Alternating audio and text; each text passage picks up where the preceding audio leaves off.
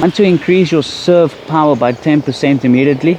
Stay tuned. Things, guys, 2 tips and your serve will be 10% harder, maybe even more. A lot of times I talk about 2 tips. You always have to remember, more often than not, they work together. All right. So number 1 sounds very basic. Check. You're probably not getting a good enough stretch on your left arm. All right. Way too many players toss the ball, and then that's it. They think that's enough. They get into the serve.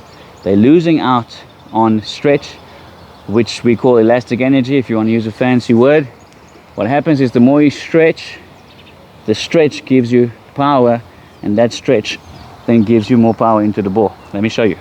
So this is me just tossing the ball and not really focusing on a nice stretch. Get away with it, but I'm losing out. Now add the stretch.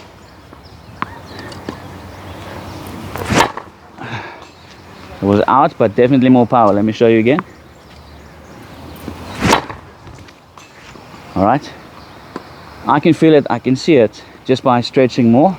There's more on the ball. Leads me on to tip number 2, which if you rewind the video, you'll see it already happened because the stretch forces that to happen. But you lose out on power when you don't have enough weight on your back leg. A lot of players, all the weights on the front leg, boom, they're losing out on at least 10% of power. So check how cool this is. When I stretch my left arm, the weight wants to go onto the back leg. Even with the pinpoint, feel the stretch, there's more weight on the back leg. All right. So way too many players. Let's have the camera on the side so I can show you. Players, they serve and immediately onto the front leg, and they never get the feeling of the stretch into the trophy back leg. There we go. Also gives you more pop on the ball. Boom. Pinpoint, same thing. Point, stretch, weight. And one more.